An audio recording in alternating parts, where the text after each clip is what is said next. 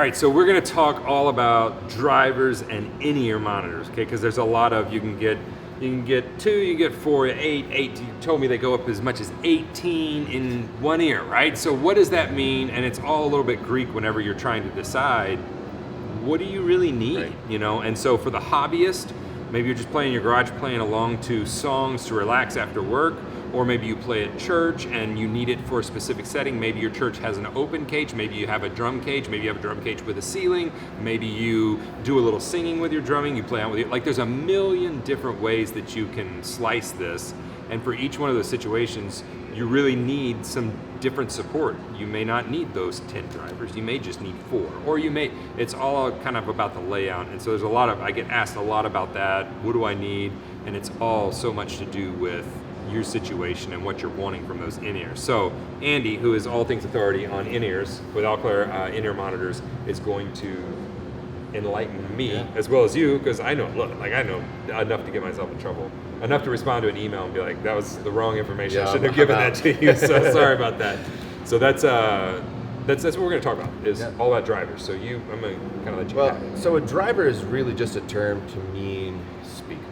We'll talk about different kinds of speakers or different kinds of drivers. In an in-ear monitor, we use what's called a balanced armature driver. There's a dynamic or moving coil, which is the kind of speaker everyone's used to. It's the circle that, if you have little kids, they poke the hole in the center, and push that cone in. Did that when I was a kid. Yeah, and it's my dad's hi-fi, and it's like Just all the little bam. things in there. And so that's a moving coil, and there are some in-ear monitors that have a moving coil design, and they're characterized, they're a little bit slower, as you can imagine, as the sound is moving back and forth. It's not as quick as what we'll talk about next, which is a balanced armature, but they do have a nice round sound to them. And so there are some in-ear monitors that use a moving coil on the low end, and they can provide a nice round low. Our in-ear monitors and most in-ear monitors are made with a balanced armature driver, and what that is a little different is you've got a couple magnets basically and a little armature that's suspended in between, and that moves up and down, which moves an arm, which moves a membrane, which makes the sound. And they're really tiny. It's derived from hearing aid technology, so we can fit a lot of them in an ear. There are as many different balanced armature drivers as there are speakers. So just because you see something that's got 18 drivers doesn't necessarily tell you anything about that monitor other than they've got a lot of little pieces inside them. Right. So now there's a new technology that's just kind of coming out called electrostatic, which is yet another new technology. That doesn't really come into play very often in in-ear monitors. So most of the time we're talking about a balanced armature driver. Some of the same things apply, like a larger physical balanced armature driver is a better woofer. It gives you a little bit more mass, a little bit more air that's moving through. And it's they handle that low end better. And then there's some that are really tiny and they're tweeters. They even have super tweeters. So like I said, there's just all kinds of different drivers. So when you're selecting your in-ear monitor, you want to make sure that what you're getting is exactly right for your needs. We have a fantastic model that's for singers, and it's 2 drivers, but it's got a lot of upper end. So it's just a dual. It's a dual driver. See, that's what a lot of people don't realize is maybe they are a singer and they get 10 drivers in their ear, and you would be better served if you had a little bit of flatter mix with more high end. Yeah. And this is I still hold as the best singer vocalist monitor on the planet, and it's just got 2 drivers. There's no reason to spend more, and it's just so good. And I know a lot of just in the studio mix engineers that they like to mix on as flat a surface as possible, so that they can get a real feel for what's going on, and they don't buy the highest end deluxe because they can't. For their situation and their ear, they can't get the best mix from that. It sounds better, but they don't want that. They need a real life. How can I? And something that applies to as many situations as possible. If I go into my studio and I'm mixing on $6,000 monitors, no one's going to listen to it on $6,000 monitors. Exactly. They're going to go and listen to them on Apple earbuds. Yeah. So having something that's neutral, especially if you're in a mixing situation, as flat as possible, that's an important thing. because it needs to translate into lots of different speakers. So if someone is for instance, maybe live mixing with Yeah. in-ears, what in that type of a situation? Yeah, you're is going to it want to more be of as flat as possible. Okay. I was once on a plane, and I was mixing a track that it was a hip hop track, and I was like so excited to come back and show everybody this thing. I mean, I had it hitting so hard. I mean, this low 808 kick was just punchy in the gut, and I loved it. So I go home, we throw it in the car and turn it on, and all of a sudden, I didn't even think about that I was mixing it on my Crankmasters, Right. which have 4 subs and a tweeter, and the ears were providing the low end, not but the mix. not the mix. Wow. And so when I went home, it was like, there's nothing there. Right. So, again, having the right tools for the right job is really important. The number of drivers is less important than what those drivers are doing. So, like I said, we've got some that have 3 drivers, but they're 3 small drivers. It would be like having 3 6-inch speakers. Really good for balance, really bad for drumming. You would want to have something that's got a nice low end and maybe a nice little upper mids where the snare crack is going to live. Not too high-endy, because then you'll start to get fatigued because there's a lot of high-end stuff going on in a kit. And the ones that I use the most are the Crankmasters, and those you said those are 5, correct? 5 drivers. This is how little Yep. I know. Like I don't even know my own gear. They sound really good. So those are 5, Right. and the layout of them is It's 4 drivers that are taking care of the lows and mids, and Okay. then 1 on the tweeter side. Okay. And so you've got plenty of energy. The tweeter actually, your high end doesn't need that much energy, or it just kind of needs to tickle a little bit. It doesn't have to work very hard. It's the low end that requires so much power.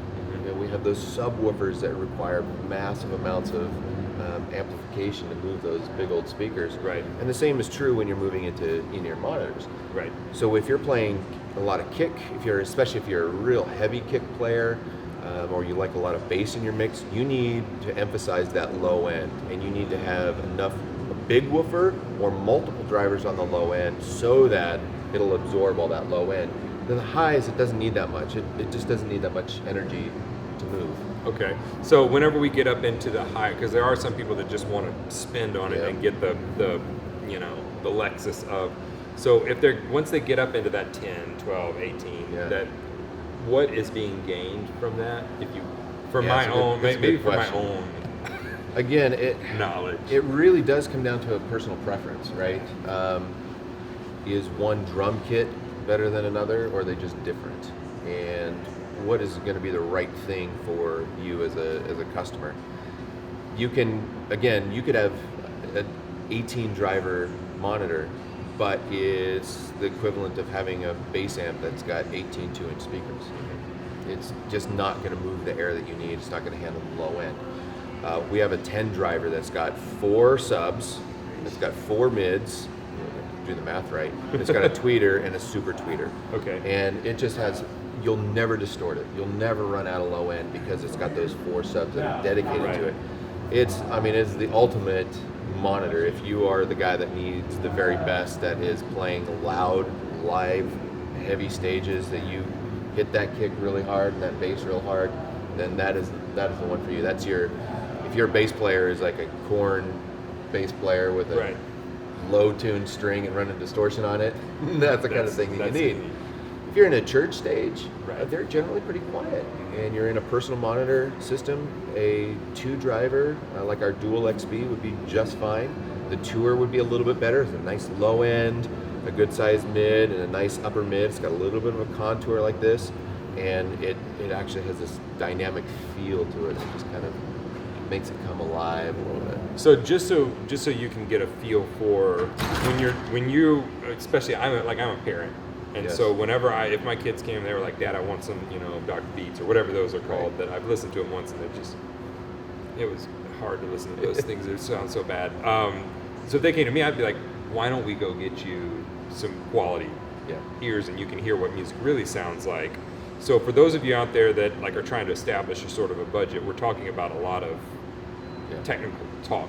Can you put that in terms of okay, this is around this price point, especially, and we'll talk specifically for Alclair products, just so they can get a range of what they're looking at. Yeah, so our product, one of the things that we try to do is serve the volunteer musician or the starving artist, career musician who's having to make some decisions like, should I feed my family or buy in-ear monitors? So we have a custom dual XB 299, and that is our most popular model, especially for church musicians and beginning. I hesitate to even call it entry level because it's a very great monitor. It will run out of room if you're playing a loud stage, or you have a whole lot of kick, or if you've lost some hearing and now you're having to make your tools work harder. And that's one of the ones that I have. I have the dual and then the Crankmaster, and I use the duals a lot. Yeah. And the big difference is low end. Low end.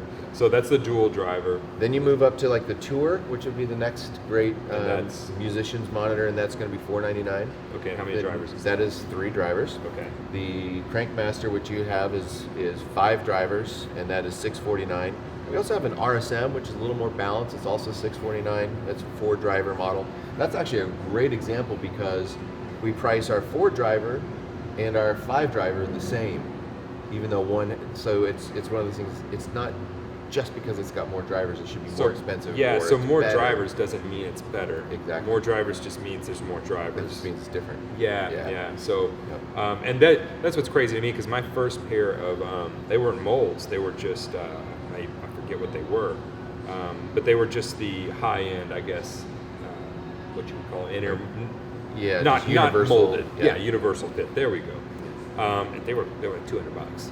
So the fact that now the market has kind of come to where this is within reach for a lot of people is really cool. So that's we've got all the way up to quad and 5. Yep, and then the next would be the Spire, which for us is a 6-driver at $849, and then the RevX, which is a 10-driver, the Ultimate at $1499. And those are all custom molds. So you go to an audiologist, you get your ear impressions and send them to us, and we make them perfectly fit for you. One of the benefits of that is the noise reduction. So as drummers, you're in a pretty loud environment. And I don't practice with earplugs anymore. I practice with my in-ears, Yeah. and I still have great hearing. I get it tested every couple of years, and so it's still working. And it gives you about 26 decibels of noise reduction. So it's really helping you keep your hearing long term. And a lot of times there's a kind of misnomer that you're putting something in your ears that's going to actually affect your hearing in the negative. But really, because it blocks off so much sound, you actually monitor way quieter than you would. Like I used to work at a really loud, I grew up on a farm, and it was an almond processing plant, and it was probably 105 decibels, and then I used music, earplugs listening up above that, 10 decibels above that. And some of you have damaged hearing because of using just regular earbuds, the Apple earbuds. I hate them because you have to crank them up so loud. It hurts my ears when I have to wear those because it's not blocking out the outside sound. So if you've ever hurt your ears from using any type of a headphone, it's usually because you're trying to crank it up above. Right.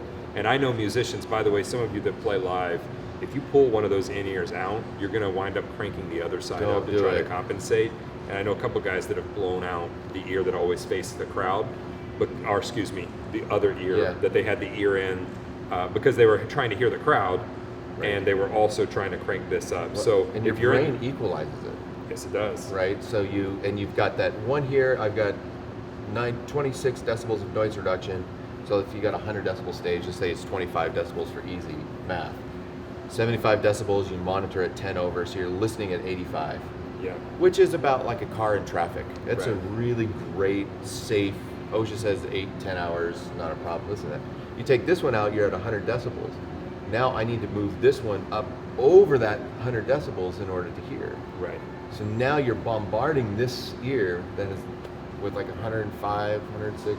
Which is the danger. You get in the danger zone at that point. Yeah. And so it's real important, spend $50 on a mic that you can point towards the crowd and run it to the soundboard and run that to your ears. That's gonna be the solution for that. So awesome. So that kind of gives a little bit of information about drivers. So hopefully, if you're looking at them or you're wanting to go purchase some from whoever, Alclair's a great option. But from whoever, that'll give you a little bit of information of just because it has more doesn't mean it's better. Find out what it's really for. Talk to the company and find out what they made that for and what your situation is, and then buy it based upon that. So thanks for Yeah, my enlightening me. I know zero about technical things of this nature. So hopefully this has helped you. If it has helped you, share it with somebody that you think it may help as well. Hit that thumbs up button. Go visit Alclair, see what they have. If you haven't subscribed to the channel, I would love for you to do that. You can just hit that subscribe button. I'm putting out, at this point, 3 videos every week. And then jump over, if you ever need drum lessons, to the website. Got the membership over there. That's always available. But whatever you do, I'll see you here in the next video.